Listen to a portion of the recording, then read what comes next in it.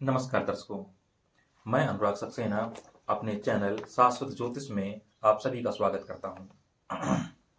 आज हम चर्चा करेंगे अष्टकूट मिलान के चौथे बिंदु जिसका नाम है योनि।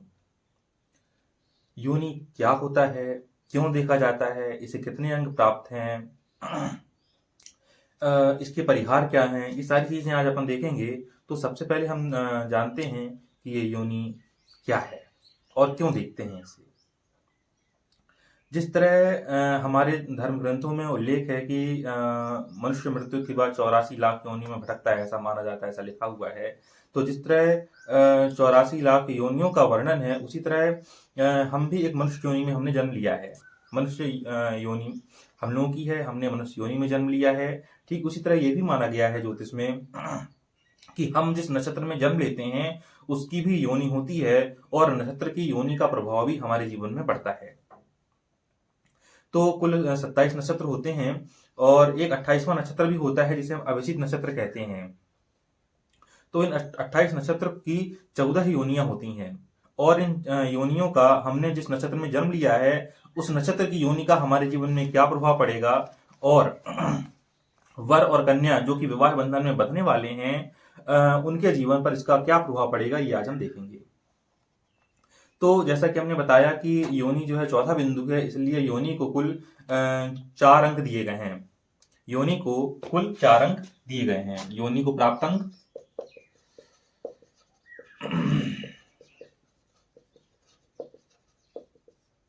4। योनि को कितने अंक प्राप्त हैं? योनि को 4 अंक प्राप्त हैं। ठीक है। योनि कितने प्रकार की होती है? नक्षत्रों की योनि के प्रकार 14। 28 नक्षत्र होते हैं और उनकी 14 योनियां होती हैं। अब इसमें संभावित गुण कौन कौन से कितने मिलते हैं? इसमें 4 में 4 मिल सकता है। जब हम वर और कन्या की कुंडली मिलाते हैं, अष्टकूट मिलाते हैं, तो योनि मिलान में 4 में से 4 भी मिल सकते हैं, 4 में से 3 भी मिलता है, 4 में से 2 भी मिलता है, 4 में से 1 मिलता है, 4 में से 0 मिलता है। 4 में से 4 कब मिलते हैं? जब वर और कन्या दोनों के नक्षत्रों की योनि एक ही हो तो उसे हम 4 में से 4 अंक दे देते हैं। 3 कब मिलता है? यदि वर के नक्षत्र की योनि और कन्या के नक्षत्र की योनि दोनों मित्र हों तो हम उसे 3 अंक देते हैं। यदि 2 अंक मिलता है यदि वर के नक्षत्र की योनि और कन्या के नक्षत्र की योनि सम हो, मतलब ना मित्र हो ना शत्रु हो, सम हो, तो उसे हम 2 अंक देते हैं। यदि वर के नक्षत्र की योनि और कन्या के नक्षत्र की योनि में सामान्य बैर हो, सामान्य बैर मतलब ठीक है, मतलब पसंद नहीं करते एक दूसरे को, लेकिन हमला भी नहीं बोलते उनके ऊपर, उसको अपन सामान्य बैर की श्रेणी में रख देते हैं, तो उसको अपन 1 नंबर देते हैं 4 में से। 0 अंक कब देते हैं? जब वर के नक्षत्र की योनि और कन्या के नक्षत्र की योनि आपस में शत्रु होते हैं तो हम उसे 0 अंक देते हैं। ठीक है। शत्रु का मतलब क्या है कि मतलब दोनों की योनि यदि शत्रु हैं तो मतलब एक दूसरे के ऊपर हमला कर देना, देखते ही अटैक कर देना, तो उसको अपन कहेंगे शत्रु। ठीक है। तो यहां पर हमने देखा है कि योनि को कितने अंक प्राप्त हैं, योनि कितने प्रकार की होती है और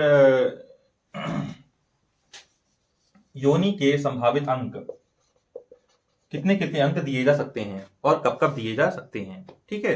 तो ये अपन ने अभी देखा है। अब योनि हम मिलाते क्यों हैं? वर और कन्या की कुंडली मिलाते समय, अष्टकूट मिलाते समय इस योनि का क्या महत्व है? तो योनि का महत्व यह है कि हम देखते हैं इससे कि वर और कन्या का शादी के बाद एक दूसरे के प्रति बिहेवियर कैसा होगा, एक दूसरे के प्रति अट्रैक्शन कितना होगा और एक दूसरे से कितने सेटिस्फाई होंगे, ये चीजें जो है यहां से मालूम चलती हैं हमें। ठीक है। तो अब अपन चलते हैं नक्षत्रों की ओर। देखिए यहां पर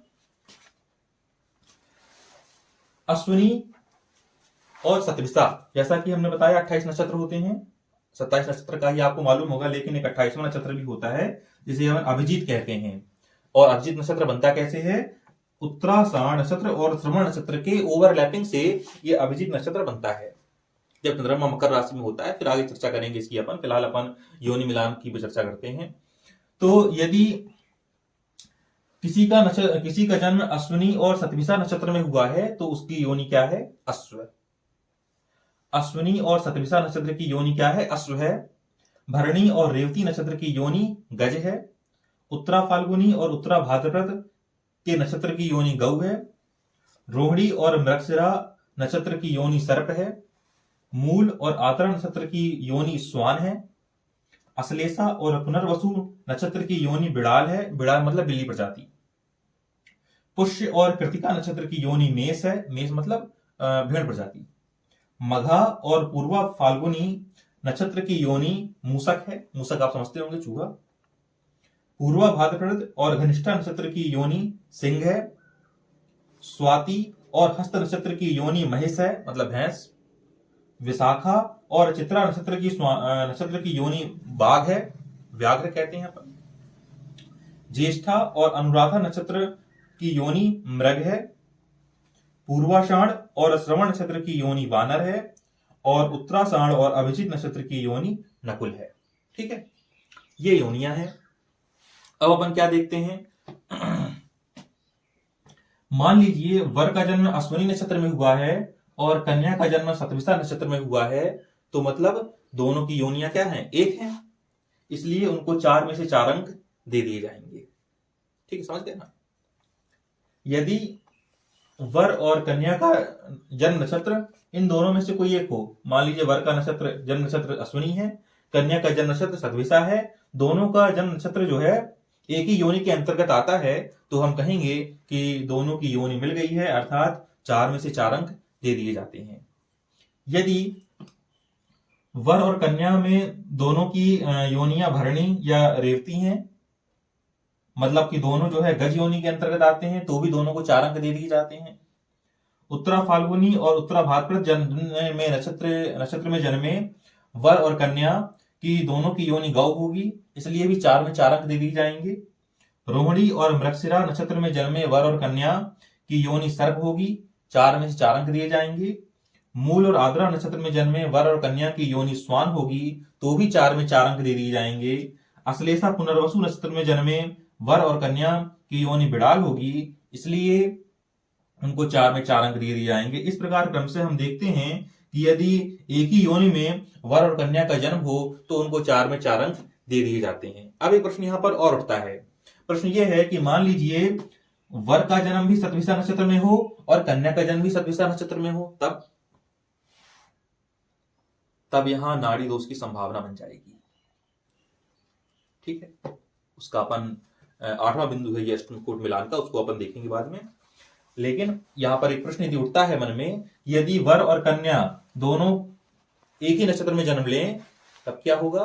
तब यहां पर नाड़ी दोष होगा, और नाड़ी दोष विवाह के लिए पूर्णतः त्याज्य है। तो इसलिए हमने कहा कि एक का नक्षत्र ये हो, दूसरे का नक्षत्र ये हो, एक का नक्षत्र ये हो, दूसरे का नक्षत्र ये हो। ठीक है, इसलिए 4 में से 4 अंक दे दिए जाएंगे। अब इनके कुछ गुण भी होते हैं। ठीक है, अश्व का गुण क्या होता है? अश्व योनि का गुण क्या होता है? जैसे ये स्वेच्छाचारी होता है, ये बहुत गुणवान होता है। फिर ऐसा भी देखने में मिल सकता है कि इनकी आवाज में थोड़ी गड़गड़ाहट भी पाई जाए। जिस नक्षत्र में, यदि इस नक्षत्र में किसी का जन्म हुआ है तो हो सकता है कि आवाज में थोड़ी सी गड़गड़ाहट आ सकती है। यदि अपन गज को देखें तो गज मतवाला होता है, धुन का पक्का होता है। गौ देखें बहुत सीधी सादी होती है, दयालु होती है, बातों में निपुण होती है। सर्प है, सर्प जो है इसके अंदर सहनशीलता का अभाव पाया जाता है। ये कृतज्ञ होता है, इसके अंदर दया नहीं होती, ये सिर्फ डसना जानता है, फुसकारना जानता है जी, है ना। स्वान देखिए, स्वान कैसा है? स्वान ये भी भौंकता रहता है, और देखा जाए तो इसका कोई मित्र भी नहीं है। यदि अपन एक टेबल में देखेंगे इसको, है ना, तो और छोटी छोटी बातों पर ये लोग लड़ते हैं जिनकी योनियां स्वान है। बिड़ाल में आते हैं। बिड़ाल जो है, बिड़ाल भी जो बिल्ली प्रजाति है वो भी आक्रामक प्रवृत्ति के होते हैं। मेष है, मेष में ये देखा जाता है कि ये सीधे साधे होते हैं मेष प्रजाति के लोग, और घूमना फिरना यही सब पसंद रहता है इनको, थोड़ा सीधापन भी होता है इनमें। मूसक में देख लें, मूसक में थोड़ा सा दब्बूपन रहता है, कहीं ना कहीं अपन देखने में मिलेगा। सिंह, सिंह बहुत स्वाभिमानी होता है, इनके अंदर साहस पाया जाता है, इनके अंदर पराक्रम पाया जाता है। महिष, महिष में आते हैं तो महिष के अंदर थोड़ी आलस्य की भावना पाई जाती है। व्याघ्र, व्याघ्र जो है बहुत स्वतंत्र होता है, बहुत क्रोधी होता है। मृग, मृग जो है बहुत कोमल हृदय के होते हैं, लड़ाई झगड़े से दूर रहने वाली प्रजाति है, योनि है ये। वानर है, वानर बहुत चंचल और चालाक योनि है। और नकुल है, नकुल बहुत व्यवहारिक होती है। ठीक है, लेकिन किसी एक दो विशेषताओं के द्वारा अपन इनके पूर्ण व्यक्तित्व का आकलन नहीं कर सकते। पूर्ण व्यक्तित्व का आकलन करने के लिए हम अलग अलग नक्षत्र की विशेषता पढ़ेंगे किसी अलग वीडियो में। हम देखेंगे कि अश्विनी नक्षत्र में किसका जन्म हुआ है तो उसका स्वभाव कैसा होगा। मतलब अलग अलग नक्षत्रों में विस्तार से अपन इसका अध्ययन करेंगे कि नक्षत्रों का मनुष्य पर क्या प्रभाव पड़ता है, कितना गुण और कितने अवगुण जो है इन नक्षत्रों से हमारे जीवन में आते हैं। तो हमने तो अब ये देखा है कि 4 में से 4 अंक कब मिलेंगे, जब एक ही योनियां होंगी वर और कन्या की। अब 0 अंक कब मिलेंगे, तो 0 अंक की संभावना अपन देखते हैं। 0 अंक का मतलब क्या है कि दोनों आपस में शत्रु हो। शत्रु कौन कौन होता है, जैसे अश्व और महिष। शत्रुता का चार्ट देख लीजिए आप लोग। यदि शत्रुता है तो कितने अंक मिलेंगे, अंक मिलेंगे इनको 0। शत्रुता किसमें किसमें होती है, अश्व और महिष में। यदि वर और कन्या में से एक की योनि अश्व है और एक की योनि महिष है तो उनको 0 अंक दिए जाएंगे, क्योंकि दोनों ही योनियां एक दूसरे की शत्रु हैं। दूसरा है गज और सिंह। यदि वर और कन्या में से दोनों की जो योनि है गज और सिंह है, एक की योनि गज है दूसरे की सिंह है, तो भी हम उसको 0 अंक देंगे योनि मिलान में, क्योंकि दोनों ही योनियां एक दूसरे की शत्रु हैं। फिर आते हैं अपन मेष और वानर। वर और कन्या में दोनों में एक की योनि मेष या वानर है तो भी उनको 0 अंक दिए जाएंगे, क्योंकि यहां पर भी मेष और वानर दोनों ही योनियां एक दूसरे की शत्रु हैं। सर्प और नकुल, नकुल का मतलब होता है नेवला। हम सब जानते हैं कि सर्प और नेवला एक दूसरे के शत्रु हैं, तो जिन वर और कन्या की योनियां जो हैं सर्प और नकुल आती हैं तो वे एक दूसरे के शत्रु कहलाएंगे और इनका योनि मिलान में 0 अंक दिया जाएगा। ठीक है, फिर अपन देखते हैं श्वान और मृग। श्वान मीन्स कुत्ता, मृग मीन्स आप समझते हैं जंगल में विचरण करने वाली मृग प्रजाति।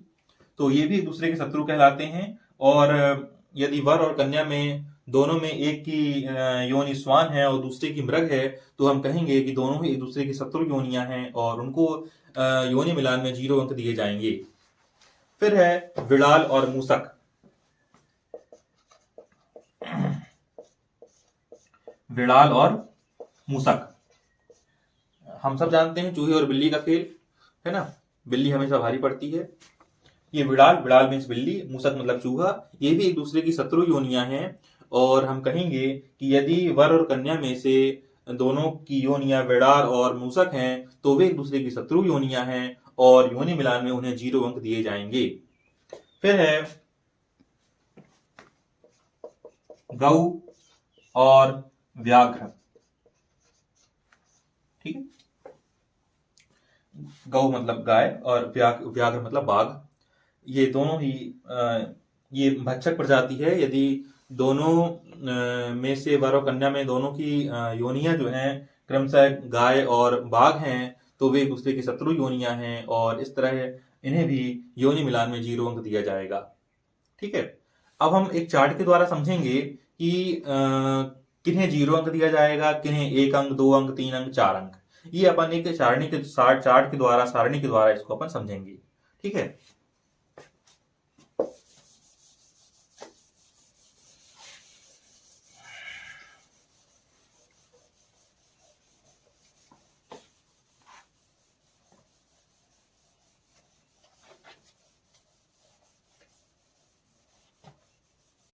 तो ये जो है एक सारणी है जिसके द्वारा हम देखेंगे कि दो योनियों की आपस में मित्रता है, चतुरता है, सम है, ठीक है, और उन्हें कितने गुण दिए जाएंगे।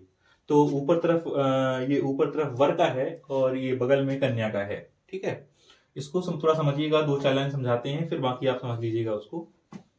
यदि वर की योनि अश्व है और कन्या की योनि भी अश्व है तो उसे 4 में से 4 अंक दे दिए जाएंगे, क्योंकि दोनों एक ही योनियां हैं।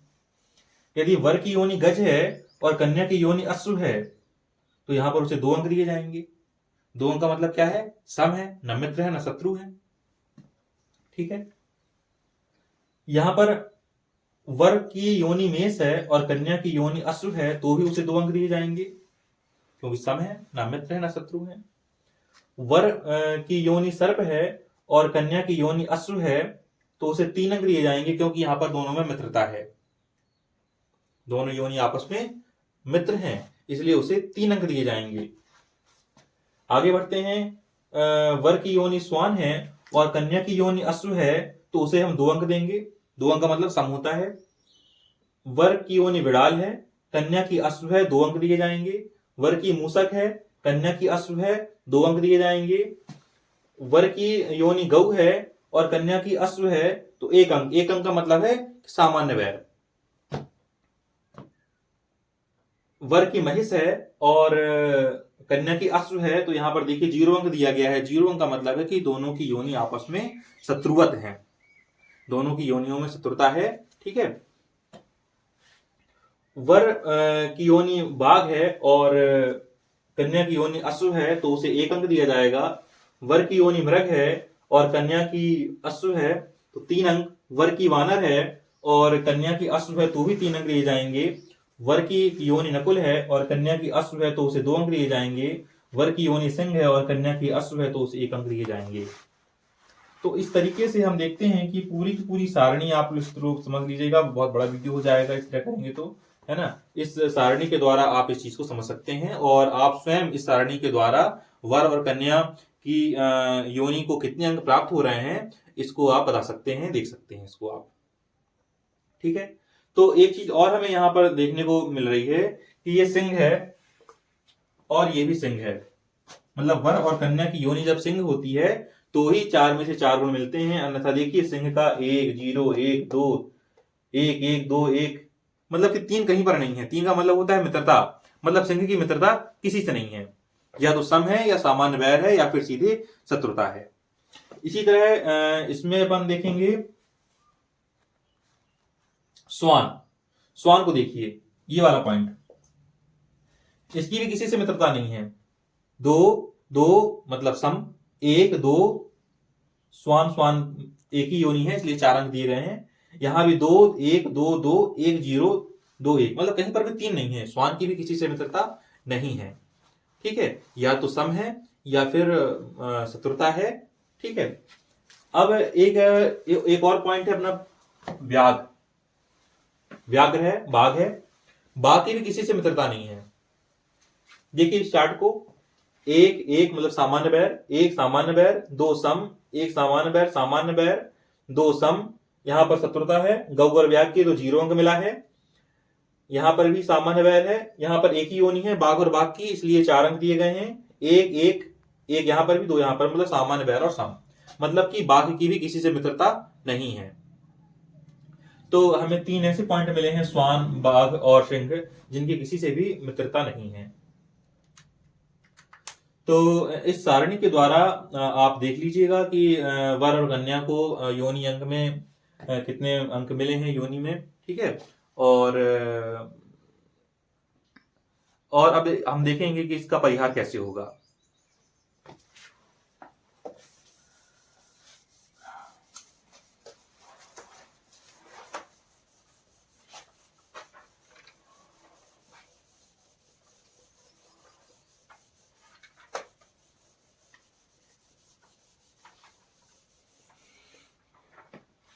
परिहार परिहार अपन देखते हैं। परिहार में पहला है ग्रह मैत्री,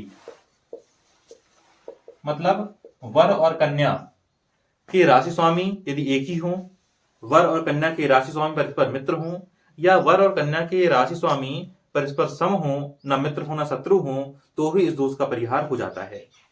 दूसरा पॉइंट है वश्य गुण। यदि वश्य गुण मिलान करते समय इसमें 1 या 2 नंबर मिल रहे हैं अपन को, 1 या 2 नंबर मिल जाए अपन को वश्य गुण मिलाते समय, तो भी इस दोष का परिहार अपन मान लेते हैं या इस दोष का परिहार हो जाता है। ठीक है, तो हम देख रहे हैं एक महत्वपूर्ण चीज सभी वीडियो में, जैसे कि अपन ने वर्ण में देखा, वश्य देखे, तारा मिलान देखा अपन ने, और आज अपन योनि मिलान देख रहे हैं। तो इसमें अपन ये चीज तो देख रहे हैं कि यदि ग्रह मैत्री मिल रही है तो हम इन चीजों को अनदेखी कर सकते हैं, इन चीजों की अनदेखी की जा सकती है। तो सबसे महत्वपूर्ण है ग्रह मैत्री। यदि ग्रह मैत्री मिल रही है अर्थात राशि स्वामी मिल रहे हैं, परस्पर मित्र हैं, सम हैं या एक ही हैं, तो हम इन 3-4 छोटे छोटे पॉइंट की अनदेखी कर सकते हैं। ठीक है, तो आज का हमारा जो वीडियो था ये योनि मिलान पर था। तो आशा है कि आज का वीडियो आपको ज्ञानवर्धक लगा होगा, उपयोगी लगा होगा। अष्टकूट मिलान के हिसाब से ज्योतिष के जिज्ञासुओं के लिए जो अष्टकूट मिलान है उनके लिए काफी फायदेमंद हुआ होगा। तो अगले दिन फिर किसी पॉइंट को लेकर हम चर्चा करेंगे, अध्ययन करेंगे उसका। तब तक के लिए बहुत बहुत धन्यवाद। नमस्कार।